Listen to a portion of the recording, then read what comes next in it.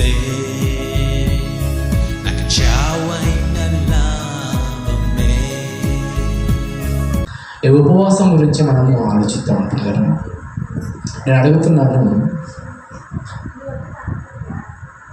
ఉపవాసము ఎందుకు ఉండాలి? మీకేమైనా తెలుసా? ఉపవాసం ఎందుకు ఉండాలి? ఈరోజు బుధవారం నుంచి బస్సు బుధవారం అని పెట్టేసి ఆ రోజు నుంచి ఉపవాసాలు మొదలవుతాయి. ఆ 40 రోజుల వరకు ఆదివారం మాత్రము ఉపవాసం ఉండరు. అర్థమైందా? ఆదివారాలు ఉపవాసం ఉంటారమ్మా? ఉండరు. మరి ఆదివారం ఎందుకు ఉపవాసం ఉండరు? ఆదివారము ముక్క లేకపోతే ముద్ద దిగదు. ఏందమ్మా? ముక్క లేకపోతే ముద్ద దిగదు. కాబట్టి ఆదివారం మనకు అలవాటు, మనకు కంపల్సరీ ఉండాల్సిందే. యేసుప్రభు అట్లా ఉండలేదమ్మా, 40 రోజుల ఉపవాసం వీళ్ళకి ఉండలేదు. ఆదివారము ముక్కు ఉండాలి, ఆదివారము ఉపవాసం ఆపేసి మళ్ళీ సోమవారం స్టార్ట్ చేయాలి, శనివారం ఉపవాసం ఆపేసి ఆదివారము ఫ్రీగా అట్లా ఉండేసి మళ్ళీ సోమవారం నుంచి పట్టాలి దీక్షను అన్నట్టుగా యేసుప్రభు వారు ఎక్కడ చేయలేదు. ఈ 40 రోజులు ఉపవాసం ఎక్కడ కనిపిస్తా అంటే పిల్లరా, ఇద్దరు చేశారు. ఒక మోషే గారు, యేసుప్రభు వారు బైబిల్లో. ఈ 40 రోజులకు మించిన ఉపవాసము బైబిల్ లేదండి. కానీ మరి మోషే గారి కంటే గొప్పవారు, యేసుప్రభు వారి కంటే గొప్పవారు 50 రోజుల ఉపవాసం స్టార్ట్ చేశారమ్మ. ఎన్ని? 50 రోజులు నీవు పెడితే మేము తక్క తిన్నామని ఇంకో ఆయన 60 రోజులు ఉపవాసం పెట్టాం. నీవు పెడితే మేమేం తక్క తిన్నామని 70 రోజులు ఉపవాసం చేస్తారు. అంటే వీళ్ళకు వాక్యము యేసుప్రభు వారు ఏం చెప్పాడు, యేసుప్రభు వారు ఎందుకు ఉపవాసం ఉన్నాడు, మనం ఎందుకు ఉపవాసం ఉండాలి అని కనీస ఇంకిత జ్ఞానం లేకుండా ఒకరిని బట్టి ఒకరు పోటీలు పడుతున్నారు. మన సంఘానికి 100 మంది వచ్చారనుకోండి, 100 మంది అయినా 40 రోజులు ఉపవాసం పెడితే మన దగ్గర 200 మంది వస్తున్నారు. మనం 50 రోజులు పెట్టాలి. 200 మంది వచ్చేవాడే 50 రోజులు ఉపవాసం పెట్టాడంటే నా దగ్గర 1000 మంది వస్తున్నాడు, నేను 60 రోజులు పెట్టాలి. మనుషులకు వాక్యం అర్థం కాకుండా సంఘాలలో పోటీలు పడుతున్నారు పిల్లలు. ఎందుకు పోటీలు పడుతున్నారు తెలుసా? ఆ సంఘమైన రోజు ఉపవాసం పెట్టాడంటే మా పాస్టర్కి ఏమీ లేనట్టున్నది ఆత్మ అని అనుకుంటారు. నీళ్ళు ఏం చేస్తారు తెలుసా? ఇప్పుడు వాళ్ళు 40 రోజులు ఉపవాసం పెడితే మన వాళ్ళందరూ అడ్డుపోతే, అర్థమైందా? మన వాళ్ళందరూ అడ్డుపోతారు. ఇప్పుడు మన వాళ్ళందరూ అడ్డుపోవద్దంటే ఇప్పుడు ఏం చేయాలి? అదే టైంలో నేను 50 రోజులు పెట్టాలి. ఆయన 40 రోజులు పెడితే నేను 50 రోజులు అంటే ఎవరి చర్చికి వచ్చే వాళ్ళని వాళ్ళు కాపాడుకోవడానికి కాపలా కాస్తున్న గుంట నక్కలు అనొచ్చు. వాక్యంతో బోధించారు పిల్లలు. యేసుప్రభు వారు 40 రోజులు ఎందుకున్నాడు, మోషే గారు 40 రోజులు ఎందుకున్నారు? వీరిద్దరు తప్ప ఎవరు ఉన్నారండి 40 రోజులు ఉపవాసం బైబిల్లో. వీరిని మించిపోయారంటే ఇప్పుడు యేసుప్రభు కంటే గొప్ప వాళ్ళు వీళ్ళు. ఈరోజు ఒకసారి ఆలోచించండి. బైబిల్ చెప్పేవాడు లేదు, బైబిల్ వినేవాడు లేదు. ఎందుకు ఈ మాటలు నేను చెప్తున్నానంటే పిల్లరా, అసలు ఈ బుధవారం నుంచి ఉపవాసాలంటే ఆరంభమవుతాయి. ఈ బుధవారాల్లో ఏమేమి మానేసుకుంటారో నేను చెప్తాను. ఈ 40 రోజుల్లో మొదట ఆదివారము ఉపవాసము ఉండదు.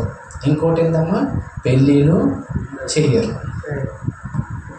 అంటే వివాహం మన పాపమా? అర్థమవుతుందా? పెళ్ళి ఘనమైందా ఘనహీనమైందా? పెళ్ళి పరిశుద్ధతనా లేకపోతే అపవిత్రత? పెళ్ళి పరిశుద్ధత. పెళ్ళి చేసుకొని కాంప్రమైజేషన్ పరిశుద్ధము. పెళ్ళి చేసుకున్న తర్వాత, పెళ్ళి అయిన తర్వాత వేరే వాళ్ళతో చేయడం వ్యభిచారం అంటారు దాన్ని. అది మంచిది కాదు. మరి పరిశుద్ధమైన పెళ్ళిళ్ళు ఎందుకు పెట్టుకోవడం లేదండి? అర్థమవుతుందా? నేను అడిగే ప్రశ్న నిజం పిల్లరా, మీరు వినకున్నా ఇది యూట్యూబ్లో పంపిస్తాను. ఇది కొన్ని 100 మంది అని వింటారు ఈ మాటలు. అర్థమవుతుందా? ఎవరో ఒకరికి అర్థమైన వాడు బ్రతుకుతాడు ఈ మాటలు విని. ఇక్కడ 2-3 విన్నారని మీరు అనుకుంటున్నారు, కానీ యూట్యూబ్లో పంపిస్తే కొంతమంది వింటారు, విని వాక్యానుసారం బ్రతకడానికి ఇష్టపడతారు. అంటే పెళ్ళి అనేది ఏమైపోయింది? ఉపవాసం ఉంటే పెళ్ళిళ్ళు చేసుకోవద్దని బైబుల్లో ఎక్కడైనా ఒక వాక్యం ఏమైనా మనకు రెఫరెన్స్ ఏమైనా కనిపించిందా? బైబుల్ చెప్తుంటే పిల్లరా, బైబుల్లో ఏదైనా మనం లోకంలో ఒకటి నానుడి తీసుకున్నామంటే బైబుల్ దానికి సరిచేయ, అంటే బైబుల్ ఆ వచనం ఉండాలి, దానికి తగ్గట్లు బైబుల్ ఏదన్నా చెప్పాలి. అది లేదు. అంటే వివాహాల్లో ఏముంటుందంటే ఏముంటుందమ్మా? మంచిగా తినడం ఉంటుంది, ఇంకోటి ఏముంటుంది? త్రాగడం ఉంటుంది. క్రిస్టియన్స్ పెళ్ళిళ్ళు చూడండి, వివాహం అయ్యేంత వరకు వివాహం అన్న విషయంలో ఘనమైందని వాక్యాలు చెప్తారు, పాటలు పాడతారు. పెళ్ళి అయిపోయిన తర్వాత చూడండి, పాస్టర్లు అక్కడ వెళ్ళిపోతారు, వాళ్ళ కానుక వాళ్ళు తీసుకొని. ఆ తర్వాత చూడండి ఏ పాటలు పెట్టుకొని డ్యాన్సులు చేస్తారు, నేను ఏమన్నా అబద్ధం చెప్తున్నా? డిస్కో డ్యాన్సులు అంటే డిస్కో డ్యాన్సులు, డీజేలు ఇవన్నీ పెట్టుకొని డ్యాన్సులు చేస్తుంటే నిజంగా పిల్లరా అన్యులు చేసేటట్టుగా మనం చేస్తున్నాం. దేవుడు ఏమన్నాడు తెలుసా? క్రైస్తవుడి లోకానికి వేరుగా ఉండాలని దేవుడు చెబితే, క్రైస్తవులు మనం వాళ్ళతో కలిసిపోయి ఉన్నాము, కానీ దేవుని నమ్ముకున్నామని ఒక్క పేరు మాత్రం పెట్టుకున్నాం అంతే. బైబిల్ చేత పట్టుకున్నాం, మనము బైబిల్ చేత పట్టుకున్నాం, కానీ మనము మారలేదు, మనం అన్యులమే. అర్థమైందా? మనము అన్యులమే, మనం మారలేదు. మరి పరిశుద్ధమైన వివాహాన్ని ఎందుకు ఆఫ్ చేశారంటే, ఇవన్నీ కార్యక్రమాలు ఎట్లా చేస్తాను చెప్పండి. మరి త్రాగుడు ఉంటుంది, మళ్ళీ త్రాగకపోతే డ్యాన్స్ రాదు. ఇవన్నీ కార్యక్రమాలు చేయాలంటే ఇప్పుడు ఏం చేయాలి? ఈ పరిశుద్ధ వివాహాన్ని ఆపేసేయాలి. అక్కడ ఈ పరిశుద్ధ వివాహాన్ని ఆపేసి ఏం చేయాలి తెలుసా? గణహీనమైన వివాహాన్ని లోకానికి పరిచయం చేయాలి మనం క్రైస్తవులు. నేను అంటున్నది ఏంటంటే పిల్లరా, ఉపవాసము ఎందుకు ఉంటారు? ఒక హిందువులు కూడా ఉంటారు. ఉపవాసం హిందువులు ఉంటారు. ఇప్పుడు ఈ రోజు నుంచే రంజాన్ మాసం కాబట్టి రంజాన్ మాసం అనుకుంటారు వాళ్ళు. ఇప్పుడు ముస్లింలు కూడా ఈ రోజు నుంచి స్టార్ట్ అయినాయి. ఇక బుధవారం నుంచి మన వాళ్ళు ఆరంభిస్తారు. అంటే ఈ ఉపవాసం అనేది బైబుల్ దీనికి ఏమన్నా చెప్పిందని నేను అడుగుతున్నాను. బైబుల్లో ఉపవాసం ఉండమని బైబిల్ ఏమని చెప్పిందా? లేకపోతే ఉపవాసం ఎందుకుంటారు? నేర్కలేదు. ఇప్పుడు నేను నేర్చుకోవాలి, అదే మీకు చెప్తున్నా. అదే ఉండదు అంటలేదు నేను, బైబిల్ ఏమని చెప్పిందా అంటున్నాను. నువ్వేను బైబిల్ ఉపవాసం ఉండేమని చెప్పిందా అంటే ఉపవాసము ఎందుకు ఉంటున్నాను నేను అడుగుతున్నాను. ఇప్పుడు అన్నం తినకుండా కదా, అన్నం తినకుండా మనము అన్నం తినకపోతే ఏమైపోతుంది తెలుసా? నీరసం వస్తుంది. ఒక పొద్దు అన్నం తినకపోతే ఏమవుతుందమ్మా? నీరసం వస్తుంది. అన్నం తినకపోతే ఏమైతే తెలుసా? గ్యాస్ ట్రబుల్ వస్తుంది. టైంకి అన్నం తినకపోతే, అంతేనా లేదా? ఈ ఉపవాసాలు ఉన్న తర్వాత హాస్పిటల్లో పాల్గొవాలి. ఉపవాసం నుండి ఒక చిన్న పిల్ల మన ఊరిలో చనిపోయింది ఒకరోజు ఉపవాసం. దేవునికి ఎంత చెడ్డ పేరు పిల్లరా, అంటున్నా. అంటే ఉపవాసం ఉంటే దేవుడు చంపుతాడా? ఏమిటా పిల్లరా? ఉపవాసము ఎందుకు ఉంటున్నారు మీరు ఎప్పుడైనా తెలుసుకున్నారా? ఉపవాసం ఎందుకు ఉంటారు? ఈరోజు వెళ్ళి మీరు ప్రశ్నించండి ఉండేవాళ్ళని, ఎందుకు ఉంటున్నారని అడగండి. పోనీ మీకు తెలిసింది చెప్పండి. రాజు, కోరికలు ఏం కోరికలు ఉన్నాయి? అన్యులు మాత్రము నిజంగా వాళ్ళు ఉపవాసం ఉండి వాళ్ళకు ఏదో ఇక మన బిజినెస్లో లాభం కావాలి, పెళ్ళి చేసుకోక పెళ్ళి కావాలి, పిల్లలు ఉండకపోతే పిల్లలు కావాలి, మా పిల్లలు బాగా చదువుకోవాలి, మాకేమీ అనారోగ్యాలు ఉండద్దు, అన్ని విధాలుగా బాగుండాలని, శాంతి సమాధానం ఉండాలని ఉపవాసం ఉంటుంది. మరి బైబిల్ ఏం చెప్తుంది? ఎందుకు ఇలాంటి అంతా? మరి మన క్రైస్తవులు వాళ్ళు ఆ విధంగా ఆలోచించారంటే, మన క్రైస్తవులు ఏ విధంగా ఆలోచించారంటే పెళ్లి చేసుకోవద్దు. వాళ్ళు ఆ విధంగా ఆలోచించారు ఉపవాసం. మన క్రైస్తవులు ఏం ఆలోచించారంటే పెళ్లి చేసుకోవద్దు. మన క్రైస్తవులు ఏం ఆలోచించారంటే ఆదివారము మనం పెట్టుకోవాలి, ఆదివారం మనం తినాలన్నట్టుగా. కానీ బైబిల్ ఏం చెప్తుంది? ఒక్కసారి యెషయా గ్రంథము 58వ అధ్యాయము 3వ వచనం చదవండి. బాగా వినాలేమో, బాగా చదవాలి, బాగా వినాలి. మేము ఉపవాసముండగా అంటే దేవుడు చూడాలని ఉపవాసం ఉంటున్నారంట. ఉపవాసం ఎందుకు ఉండాలి చెప్పండి? ఇప్పుడు చెప్పండి అమ్మ, వింటున్నారా? వాళ్ళేమో హిందువులేమో వాళ్ళ కోరికల కోసం వాళ్ళు ఉపవాసం ఉంటున్నారు. ముస్లిమ్స్ ఏమో రాత్రి పొద్దున్న తినాల్సింది రాత్రి అంతా తిని వాళ్ళు ఉంటున్నారు. మరి ఇప్పుడు క్రైస్తవుడు ఎందుకు ఉపవాసం ఉంటున్నాడు అంటే దేవుడు చూడాలని ఉపవాసం ఉంటున్నారంట. అంటే దేవుడు ఎందుకు చూడాలంటే మేము ఉదయం నుంచి తినకుండా ఉంటున్నాం కదా, అలిగాం నీ మీద, మనసులో అడిగారంట. అలిగితేనే తినారు మన ఇంట్లో. మన ఇళ్ళలో చిన్న ఉన్నప్పుడు ఉపవాసం ఎప్పుడు చేస్తాం చెప్పండి? అలిగినప్పుడు ఉపవాసం చేస్తాం. అలిగినప్పుడు అక్కడ ముఖం మార్చుకుంటాం, తల్లి చూస్తుందా లేదా ఇక్కడ నుంచి చూస్తుంటాం. అంటే ఉపవాసం ఉంటే దేవుడు చూడాలని ఉపవాసం ఉంటారంట. అర్థమైందా? ఉపవాసం అంటే ఇప్పుడు ఏం చెప్పండి, వీళ్ళు ఎందుకు ఉంటారు? దేవుడు చూడాలని ఉపవాసం ఉంటారంట. దేవుడు చూడాలంటే ఇక్కడ కొన్ని చెప్పాడు యేసు ప్రభువు. దేవుడు చెప్పాడు. ఇప్పుడు ఏమేమంటాడంటే మేము ఉపవాసం ఉండగా నువ్వెందుకు చూడవు ప్రశ్నిస్తున్నారు. మేము ఉపవాసం ఉంటే నువ్వెందుకు చూస్తలేవు దేవా అని ఎవరు అడుగుతున్నారు తెలుసా? ఇశ్రాయేలీలు ఉపవాసం ఉన్నవారు దేవుణ్ణి అడుగుతున్నారు. మేము ఉపవాసం ఉంటే నువ్వు ఎందుకు చూస్తావు అని అంటున్నారు. దేవుడు ప్రశ్నిస్తున్నారు. అంటే ఉపవాసం ఉంటే దేవుడు చూడాలంటే అవును చూస్తాడు. మరి చూడాలంటే దేవుడు అనుకున్నట్టుగా చేయాలి. ఇప్పుడు ఈ ఉపవాసం ఉన్న వాళ్ళ దగ్గరికి ఇలా వెళ్ళండి. వీళ్ళు ఏం ఆలోచిస్తారు తెలుసా? ఉపవాసం ఉన్న వాళ్ళు ఏం ఆలోచిస్తారు తెలుసా? మూడు ఎప్పుడైతుంది, మన మూడు చేంజ్ కావద్దంటే మూడు ఎప్పుడైతుంది, మూడు అయిపోయిందనుక వీళ్ళ మూడు చేంజ్ అయిపోయామని తెలుసా? పాస్టర్లు తిట్టేస్తారు. ఎవరు తిట్టేస్తారు? సేవకులు తిట్టేస్తారు. ఏంది నీకు టైం తెలియదా, సెన్స్ తెలియదా? ఉదయం నుంచి ఏం తాగకుండా ఏం తినకుండా ఏం తాగలేవా? నిమ్మరసం తాగావు, ఏం తాగలేవు, 2 ఇడ్లీలు తిన్నావు, ఏం చేయలేవా? అన్నీ చేస్తావు కదా. 3 అయిపోయినా కానీ నీకు ఏం అర్థం. 3 అయిపోగానే ఏం చేస్తావు తెలుసా?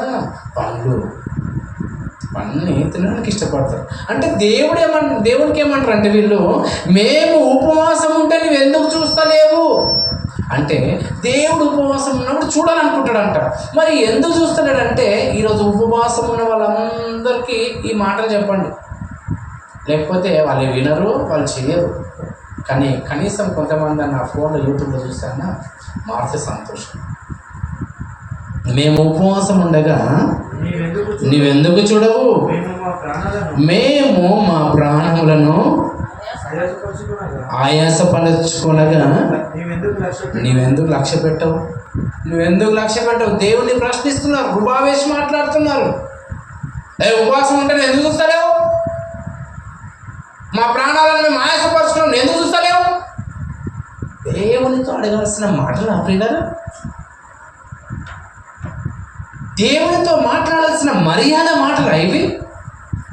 దేవునితో మాట్లాడాలంటే నిజంగా ప్రియులారా భయము, భక్తి, వినయము, విధేయత ఉండాలి. అదే మీ నాన్నతో మాట్లాడు, పైసలు ఏమంటే గుంజి కొడతాడు వాడితో. ఏమరా మర్యాద లేక మాట్లాడుతున్నా? నాన్ననికి రాదా, అమ్మానికి రాదా, మామానికి రాదా, అన్నానికి రాదా, తమ్ముడానికి రాదా? మన మర్యాద లేకుండా మాట్లాడితే మన కన్న వాళ్ళకు మనకు తెలిసిన వాళ్ళే ఇబ్బంది పడతారు. కానీ ఈ సృష్టిని, భూమిని చేసిన దేవుడు, ఆకాశాన్ని చేసిన దేవుడు, సూర్యుని, చంద్రుని, నక్షత్రాలను, భూమిలో ఉన్న పదార్థాలను ప్రతి ఒక్కటి చేసిన దేవునితో నువ్వు మాట్లాడుతున్న పద్ధతి ఎలా ఉంది చూడు. నేను ఉపవాసం అంటే చూడవా? మా ప్రాణాలను ఆయాసపరచుకోవడం నువ్వు చూడవా? ఎందుకు లక్ష్య పెట్టలేదు? లేదు. దేవుని ఎట్లా అడుగుతున్నా చూడు, కయ్యోను అడిగినట్లు అడగడం లేదు. కయ్యోను నీ తమ్ముడు ఎక్కడ అంటే నేను కావాలన్నా. కయ్యోను ప్రశ్న ఇక్కడ రిపీట్ అవుతుంది. అవ్వని అడిగాడు దేవుడు, అవ్వ ఎందుకు పాడినావు? నేనేం తిన్నా? ఆ పాము సర్పం ఇచ్చింది, అది సృష్టించిన ఆ సర్పం ఇచ్చింది కాబట్టి తిన్నాను. ఆదాము నువ్వేం తిన్నావు? నీవు స్త్రీగా నాకు ఇచ్చిన ఆ స్త్రీ తినమంటే నేను తిన్నాను. బొంకులండి అన్ని దేవునికి మర్యాదతో మాట్లాడాల్సిన మాటలు ఈ రోజుల్లో సమాజం మర్చిపోయింది.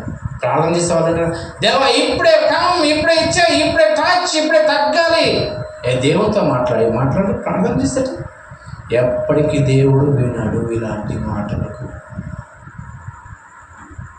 మేము ఉపవాసం ఉన్నప్పుడు నువ్వు ఎందుకు చూడవు? మేము ప్రాణాలను ఆయాసపరచుకొనగా నీవెందుకు లక్ష్య పెట్టవు అని అందరూ. అప్పుడు దేవుడు అంటాడు, అమ్మ మీ ఉపవాస దినం. ఇప్పుడు దేవుడు మాట్లాడుతున్నాడు. ఇప్పటి వరకు వీళ్ళు మాట్లాడారు, ఇప్పుడు దేవుడు మాట్లాడుతున్నాడు.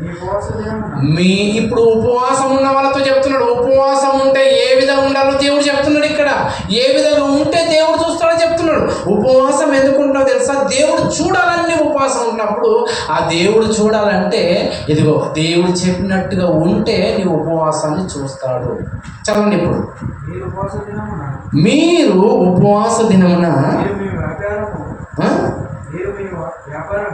మీరు మీ వ్యాపారము చేయదురు. అంటే ఉపవాసం ఉంటే ఏం చేయొద్దంట? అర్థమైందా? ఉపవాసం ఉంటే ఏం చేయొద్దు? పని. వ్యాపారం అంటే బిజినెస్ చేయొద్దు. అర్థమవుతుందా? ఏమంటాడమ్మా? పూలు అమ్మేవాడు పూలు అమ్మొద్దు, కూరగాయలు అమ్మవాడు కూరగాయలు అమ్మొద్దు. ఇంకేందమ్మా? ఏ బిజినెస్ చేయొద్దు అంటే ఈరోజు ఉపవాసం ఉన్న వాళ్ళు కూరగాయలు అమ్ముతున్నారా? ఉపవాసం ఉన్న వాళ్ళు పూలు అమ్ముతున్నారా? ఉపవాసం ఉన్న వాళ్ళు కిరాణా షాప్లో కూర్చుంటున్నారా? ఉపవాసం ఉన్న వాళ్ళు ఇంకేం చేస్తున్నారు చెప్పండి? బిజినెస్ అంటే ప్రతి ఒక్కటి. అంటే ఉపవాసం ఉన్నప్పుడు మీరు వ్యాపారం చేయొద్దు అంటే మీరు వ్యాపారం చేస్తున్నారు. అందుకనే మిమ్మల్ని నేను చూడడం లేదు. ఉపవాసం చేస్తే ఏం చేయమంటాడమ్మా? మీరు వ్యాపారము చేయొద్దు. ఇంకా మీ పని వారి చేత కఠినమైనవని చేయించవద్దు. ఏమంటాడమ్మా? అర్థమైందా? ఎంత బాగా చెప్తున్నాడు చూడండి పిల్లరా దేవుడు. నీ దగ్గర పనివాడు ఉంటాడు చూడు, నీ ఉపవాసం ఉండి వాడిని ఏం చేయించొద్దు? కఠినంగా పని చేయించొద్దు. ఇదిగో చేయాలి అంతే, చేసేంత వరకు నీకు కూలి ఇవ్వను, ఇది చేస్తేనే నీకు కూలి ఇస్తాను, ఇది చేయకపోతే నీవు మళ్ళీ రేపటి నుంచి రావద్దు అని ఇలాంటి కఠినమైన మాటలు నువ్వు చెప్పొద్దు. ఉపవాసం ఉన్నప్పుడు వ్యాపారం చేయొద్దు. వ్యాపారం చేసే వాళ్ళ దగ్గర పని వాళ్ళు ఉంటారు కదా, ఆ పని వానితో నువ్వు కఠినమైన పనులు చేయించొద్దు. మీరు ఉపవాసం ఉన్నప్పుడు అంటే వ్యాపారం చేయదురు. మీరు ఉపవాసం ఉన్నప్పుడు కఠినంగా మీ పని వాళ్ళతో కఠిన పని చేయించుకుందరు. అందుకని మిమ్మల్ని నేను చూస్తలేదు. మీరు ఉపవాసం ఉన్నప్పుడు, ఉపవాసం ఉంటే మమ్మల్ని చూడాలని ఉపవాసం ఉంటున్నావు కదా, ఉపవాసం ఉంటే నేను ఎందుకు చూస్తానని తెలుసా? మీరు వ్యాపారం చేయొద్దు, కఠినమైన పనులు చేయించొద్దు. ఇంకా మీరు అంటే ఏంటమ్మా? ఏం చేస్తారంట? గొడవలు పెట్టున్నారు కదా. ఉపవాసం ఉన్నప్పుడు ఏం చేస్తారంట? గొడవలు పడతారు లేదా? మీరు ఉపవాసం ఉన్నప్పుడు ఏం చేయొద్దంట? ఈ లిస్ట్ అంతా రాసుకోండి. ఉపవాసం ఉన్న వాళ్ళు ఇవన్నీ చేస్తున్నారు, ఇవన్నీ చూడండి, చూసి చెప్పండి. మీరు కలవపడుచు వివాదము చేయుచు అన్యాయంగా గుద్దులాడతారంట.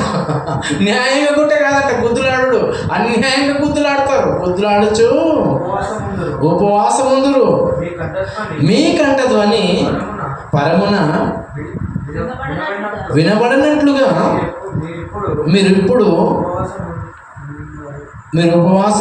మీరు ఉపవాసం ఉంటే మీ కంట ధ్వని దేవుడు వినడాలంట. మీరు ఉపవాసం ఉంటే అంటే ఉపవాసం ఉండి నువ్వు ప్రార్థన చేస్తే దేవుడికి వినబడాలంట.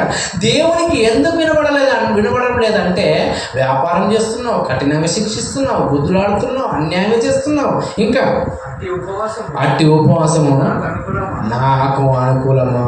నాకు అవసరమైనట్టు ఉందా ఉపవాసము?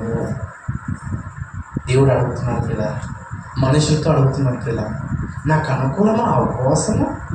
నువ్వు గుద్దులాడి, అన్యాయంగా గుద్దులాడి, కష్టపెట్టి వ్యాపారం చేస్తూ నువ్వు ఉపవాసం చేయడం నాకు ఇష్టమా? నాకు అది అనుకూలం కాదు. అలా ఉంటే నువ్వు చెయ్యకు ఉపవాసం అంటున్నాడు దేవుడు. ఇంకా మనుషుడు తన ప్రాణము బాధపరచుకోవలసిన దినము అట్టిదిన ఇందుకోసం నువ్వు ఉపవాసం ఉంటున్నావా? ఒకడు జమ్ము అనే తల వంచుకొని గోనె పట్టు తట్టుకొని బూడిదే పరుచుకొని కూర్చుంటే ఉపవాసం. అంటే ఉపవాసం ఉన్నటువంటి ఇంకో ఆయన ఒక భక్తుడు వచ్చాడు. ఏ స్టేజ్ మీదకి వచ్చినా కానీ ఏం చేస్తుండే తెలుసా, ఆయన ఒక గోనె పట్టు తెచ్చుకుంటుండే, పట్ట వేస్తుండే, స్టేజ్ మీద కూర్చొని ఇక బూడి తెచ్చి బూడిదవుతో ఓపించుకుంటుండే. ఇది ఇలా కూర్చుంటే ఉపవాసమా? అంటే ఉపవాసం అంటే ఎలా కూర్చోవాలని అనుకున్నా తెలుసా? ఇది ఎక్కడి నుంచి వచ్చింది? ఈ మాట ఎక్కడి నుంచి వచ్చింది అంటే యోన గారు నినివే పట్టణానికి వెళ్ళి ప్రకటించినప్పుడు వాళ్ళు ఏం చేస్తారు తెలుసా? గోనె పట్టు కట్టుకొని బూడిదలో కూర్చున్నారు. అంటే ఈ విధంగా ఉన్నాడు కాబట్టి ఆ నినివే ప్రాంతాన్ని కాపాడాడు దేవుడు. మనం అలా ఉంటే వాళ్ళు 3 రోజులు ఉపవాసం ఉన్నారు కాబట్టి దేవుడు కాపాడాడు. ఇప్పుడు మనము అలా ఉంటే దేవుడు మన తట్టు చూస్తారని వీళ్ళు ఒక ఆలోచనతో వస్తే దేవుడు ఏమంటున్నాడు తెలుసా? వాళ్ళు ఉపవాసం ఉంటే ఏం చేస్తారు తెలుసా? వాళ్ళ గేదెల గుట్ట భోజనాలు పెట్టలేదు, వాళ్ళ పశువుల గుట్ట నీళ్ళు తాపలేదు, వీళ్ళు తినలేదు, వాళ్ళు త్రాగలేదు. అంటే దేవుడు మా పాపాలు క్షమించేంత వరకు, మా దేశాన్ని కాపాడేంత వరకు వాళ్ళు నిజంగా ప్రియుల నీళ్లు కాదు అన్నం కూడా తినలేదు కదా. వాడు పని చేస్తుంటాడు, మెకానిక్ షాప్ పెడుతుంటాడు, పండ్లమ్మ వాడు పండ్లు అమ్ముతుంటాడు, కూరగాయలమ్మ. ఇది ఉపవాసమా కదా?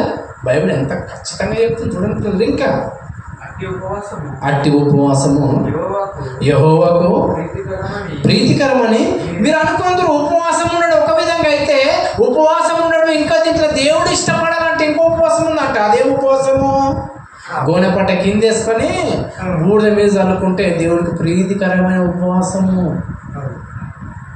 దేవుడికి ఇష్టమైన ఉపవాసం అని ఇలా కొందరు స్టార్ట్ చేశారంట. ఇంకా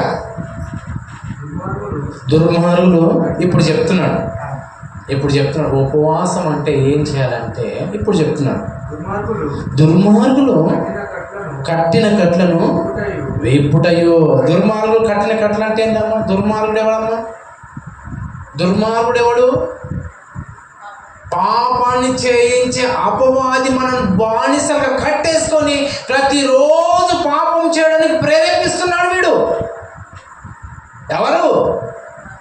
పాపం చేయడానికి ప్రేరేపిస్తున్న అపవాది. వాడు కట్టిన కట్లు ఎలా చేస్తాడు తెలుసా? బానిసలుగా చేసేసుకున్నాడు మనల్ని. కట్టేశాడంటే బానిసగా ఉండాలి కదా. ఆ కట్లను, ఆ బానిస తత్వం ఏమంటున్నాడు తెలుసా? దుర్మార్గుడు కట్టిన కట్లను విప్పుటయో, కాడువాని మేకులు తీయుటయో. అంటే కాడి కట్టేసి మేకలు కొట్టేశారంట. అంటే నీ ఇక్కడ నుంచి కదలొద్దిగా, కదలొద్దు అంటే ఏంది? 3 వరకే ఉపవాసం ఉండాలి. ఏప్రిల్ నెలలో మొత్తం, మార్చి నెలలో మొత్తం పెళ్లిలో ఉండదు. కట్టేశాడు. ఎవడు వీడు? అపవాది. బైబిల్ ఎక్కడ ఉందా? లేదు. అపవాది అలా కట్టేస్తాడు అంతే. దీనికి మనవాళ్ళు అబ్బాబ్బాబ్బాబ్బా ఏం ఉపవాసం అబ్బా. నేను చెప్తున్నాను, నేను మొన్న రాయించుకొని వచ్చాను. బైబిల్ రాయించాడు దేవుడు, ఎంత బాగా రాయించాడు చూడండి పిల్లలు. కట్లు కట్టేశారు, సమాజాన్ని కట్టేశారు, చర్చికి వచ్చి వాళ్ళందరినీ కట్టేశారు. ఏమని? ఉదయం నుంచి 3 గంటల వరకు తినొద్దు. మీకు ఒకవేళ తినాలనుకుంటే కొంచెం నిమ్మరసం తాగండి, 3 తర్వాత మీరు బాగా తినండి. ఆదివారం మళ్ళీ మీకు ఏదైనా తినాలనుకుంటే బాగా తినండి. కట్టేశారు, ఆచారాలు పెట్టేశారు పిల్లలుగా. 40 రోజులు ఉండాలి. ఇది దేవుడు ఇష్టపడుతున్నాడు. దేవుడు ఉపవాసంని ఉన్నప్పుడు దేవుడు చూడాలంట.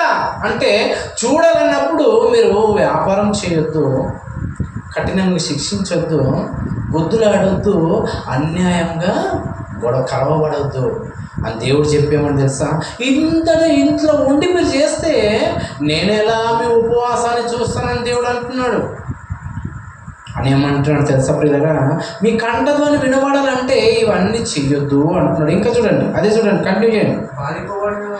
బాధింపబడిన వారిని విడిపించుటయు. బాధపడిన వారిని ఏం చేయాలంట? విడిపించాలి. ఇంకా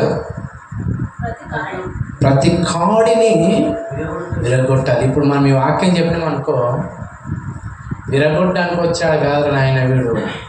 మనను బైబిల్లో వాళ్ళందరూ చేస్తుండే తప్ప. ఇప్పుడు మా అమ్మ అడిగిన ప్రశ్న, అన్ని రోజుల నుంచి చేస్తున్న ఉపవాసం తప్ప నీవు ఇప్పుడు వచ్చి చెప్తే కరెక్టా? బైబుల్ ఎప్పుడో చెప్పింది ఇలా చేయొద్దని, కానీ దుర్మార్గులు అంతా ఏం చేస్తారు తెలుసా? కట్టేశారు సమాజం. ఏం చేస్తారు తెలుసా? కట్టేశారు సమాజాన్ని. ఏమిటితో కట్టేశారు? ఆచారాలతో కట్టేశారు. బానిసం చేసేసారు. దేనితో? ఆచారాలతో. అమ్మ ఈరోజు ఉపవాసం ఉన్నారు, ఎవరైనా గొడవ పడ్డారని ఏ సేవకుడని అడుగుతాడమ్మా? అమ్మ ఉపవాసం మీరు పనికేసుకు వెళ్ళారమ్మా అని ఏ సేవకుడని అడుగుతాడమ్మా? అమ్మ ఉపవాసం ఉండి మీరు వ్యాపారం చేయొద్దని ఏ సేవకుడని అడుగుతాడమ్మా? ఉపవాసం ఉండి మీరు ఎందుకు ఇంట్లో గొడవ పడుతున్నారని అడుగుతారమ్మా? ఉపవాసం ఉండి మీరు అన్యాయంగా ఎందుకు గుద్దులాడుతున్నారని అడుగుతారమ్మా ఏ సేవకుడన్నా? ఇది లేదు పిల్లరా, మీరు ఉండండి, నేను చెప్తామంతే, మీరు ఉండండి.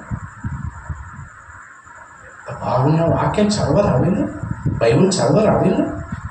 ఎందుకు మన దగ్గర తక్కువ ఉంటారు అంటే, వాక్యము కఠినంగా ఉన్న దగ్గర మనుషులు రారు, అంతే. ఇర్మియా గ్రంథం 6వ అధ్యాయం 10వ వచనం, విందురని నేను ఎవరితో మాట్లాడాలి దేవుడు అంటున్నాడు. ఎవరు చెప్తే వింటాడు? విన్నాడు, ఎవడు విన్నాడు?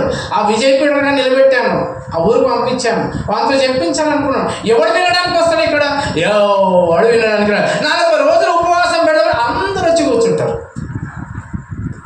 అర్థమైందా? పెళ్ళిళ్ళు చేసుకోవద్దు, అందరు వింటారు. విజయపీఠం ఏమంటాడు? బైబిల్లో ఉంది ఏంది? పెళ్ళిళ్ళు చేసుకోవచ్చు 40 రోజులు అని బైబిల్ చెప్తుంది. ఎక్కడ రాయించలేడు బైబిల్లో దేవుడు చేసుకోవచ్చు. ఎందుకంటే వివాహము పరిశుద్ధమైనది. పరిశుద్ధంగా ఉన్నాడు పెళ్లి చేసుకోవడం ఏం తప్పు చెప్పండి? అర్థమవుతుందా?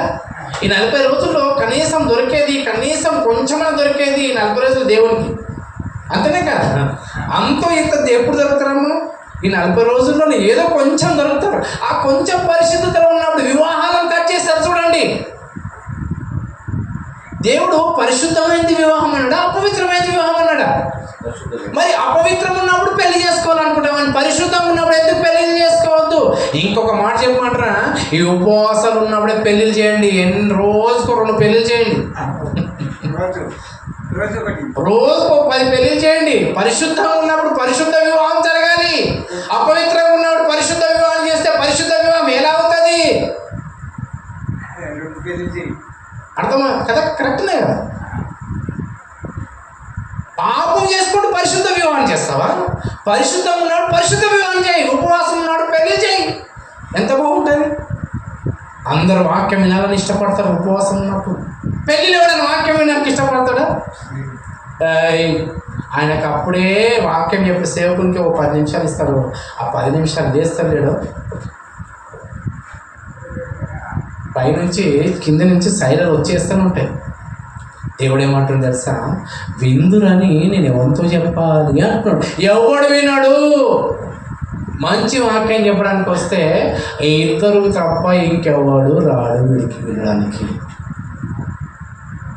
ఎంత బాగా చెప్తున్నాడు చిన్నపిల్లలు. ఇర్మియా గ్రంథం 6వ అధ్యాయం చదవండి, ఎంత బాగా చెప్తున్నాడు. విందురని నేను ఎవరితో మాట్లాడేదను, ఎవరికి సాక్ష్యం ఇచ్చేదను?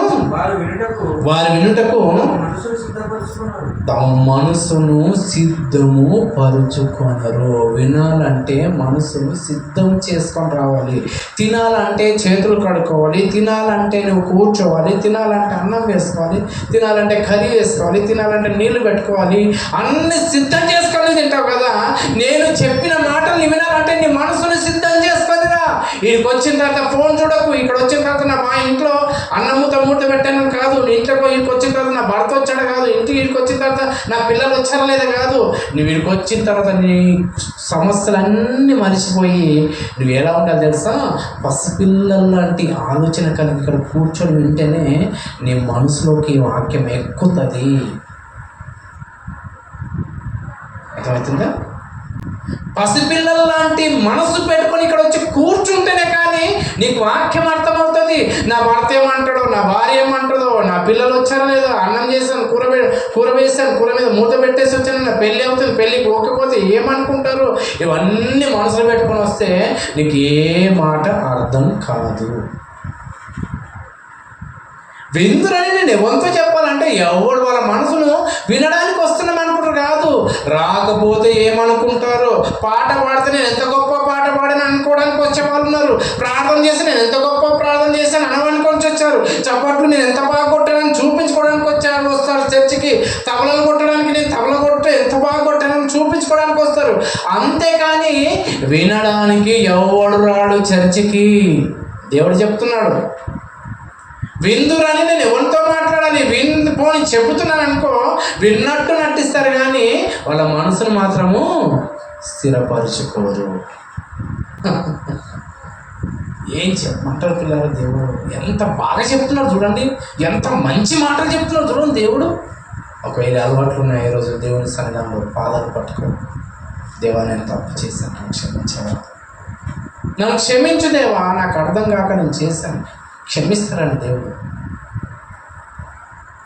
దేవా నా నోటి నుంచి బూతు మాటలు వచ్చినందుక నా కుటుంబంలో ఇలాంటి పరిస్థితి జరిగింది, దేవా నన్ను క్షమించవా అడుగు.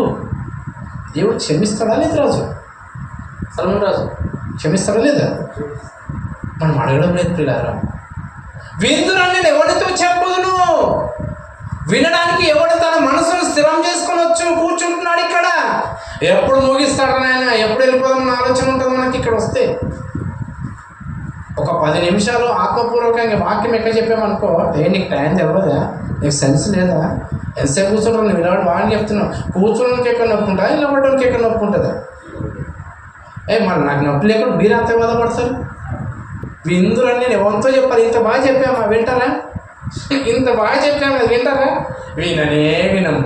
మన మనసు స్థిరపరచుకొని రాలేము కాబట్టి. మన పాపాలను క్షమించిన 20,000 సంవత్సరాల క్రితం యేసుప్రభువు వచ్చారు లోకానికి. ఈ లోకానికి వచ్చిన మన కోసం తన ప్రాణం పెట్టిన రక్తాన్ని కార్చారు. అందుకే తెలుసా, నీ పాపాన్ని నా పాపాన్ని ఆయన మోస్తారు. నీ రక్తము కార్చి పాపాన్ని క్షమించమని అడగకంటే ముందే ఆయన తన రక్తాన్ని కార్చి నీ పాపాన్ని క్షమించడానికి ఇష్టపడ్డాడు. నీ చేతిలో చేసిన పాపానికి ఆయన చేతిలో శిలువ వేశాడు. నీ చెడ్డ ఆలోచనలు, నీ చెడ్డ కోరికలు ఇక్కడ ఆలోచించుకొని చేతిలో చేయాలనుకున్న మనసులతో ఆలోచించుకున్నాను. తన తల పైన కిరీటం పెట్టుకున్నాడు. ఆయనకు నిజంగా ప్రియులారా, 2 చేతులకి ఇలా శీలాలు వేస్తే రక్తము తలలో నుంచి ముళ్ళ కిరీటం పెడితే కళ్ళలోకి రక్తం వస్తుంటే ఎలా ఉంటుంది? మనం పని చేస్తున్నప్పుడు చెమట మన కళ్ళలోకి వస్తే ఎలా ఉంటుంది చెప్పండి? ఎలా ఉంటుంది చెప్పండి? అది చెమట వచ్చి కళ్ళు మాడుతుంటే మన చేతులు ఎక్కడ వెళ్తే చెప్పండి? ఆ కళ్ళు దగ్గరికి వెళ్ళి చెమటను తూర్చుకోవాలనుకుంటాం. కానీ రక్తం వెళ్తున్న చేతులు వేసే ప్రభు వారి కంటిలో నుంచి తూర్చుకోవడానికి లేవుటి. ఆ చేతులను అలా బిగించేస్తారు. నువ్వు చేసిన పాపాన్ని బట్టి, నేను చేసిన పాపాన్ని బట్టి, మనము చేసిన పాపాలను బట్టి తన ముఖం పైన ఊస్తే యేసు ప్రభు వారిని తూర్చుకోకుండా చేతులను అలా శీల వేసి కొట్టేశారు. రక్తము కారి ముక్కు దగ్గరికి వస్తుంటే ముక్కు అంతా మారుతుంది. రక్తం కారి నోట్లకు వస్తుంటే నోరంతా ఉక్కెసిల్లిపోతుంది.